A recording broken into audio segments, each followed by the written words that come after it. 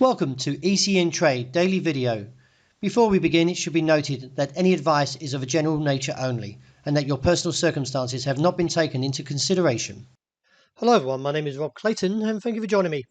The Australian dollar stages another whipsaw price action and rebounds off the level of 71.70 as bullish divergence was clearly evident yesterday. Nevertheless, the market is struggling since the rebound and would need to see a further rise into today's session. However, with the resistance seen around 72.45 to 72.80, we can see from today's high that the market is actually showing some retreat and therefore could see a pullback to the level of around 71.70. Due to that is that the ADX is still holding to a bearish trend and the RSI is still holding underneath the midway point, supporting a negative signal and married up to the MACD. Overall, though, it's about the US dollar, and at the moment, which measures the greenback strength against a basket of 6 major currencies, still hovers around the yearly highs of 94.30.40, with the level taken out now 116.15 for the euro, and it is weighted to the US dollar at 57.6. Exposes the region of 113.5. From a technical aspect, keep an eye on this close in New York tomorrow, and if the pattern remains, then I do anticipate the dollar index, if it closes above 94.40, then we could see a rise up to 95.20 and a decline for the euro to, as I mentioned, to that 113.5 area.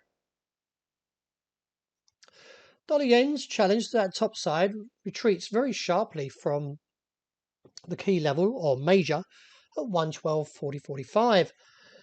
And looking at the pattern, we've got a bearish outside range day.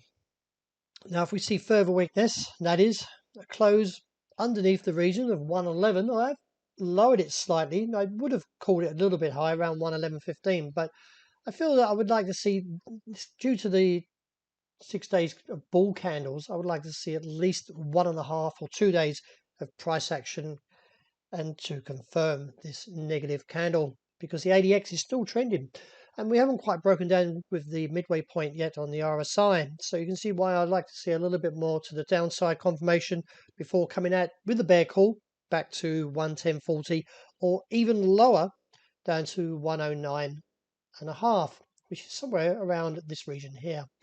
Nevertheless, I'd still feel that from the rejection, quite a big candle, that we could see weakness into the European session.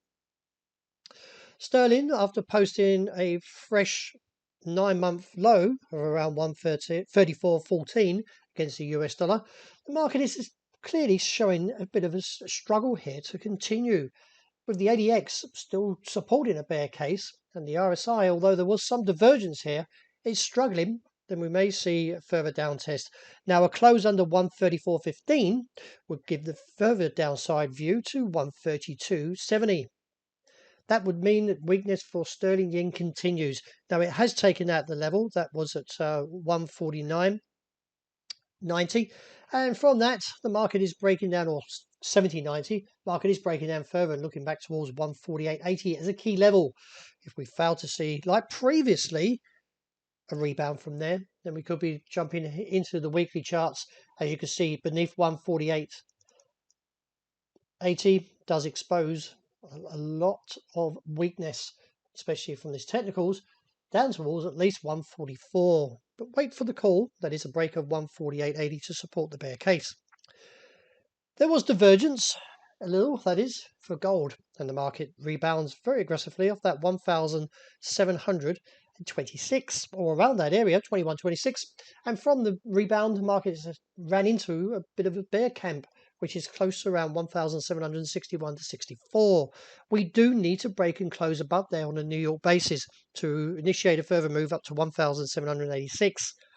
In failing to do that, then we could see a pullback back towards this bottom side of the range, which still holds around 1,726.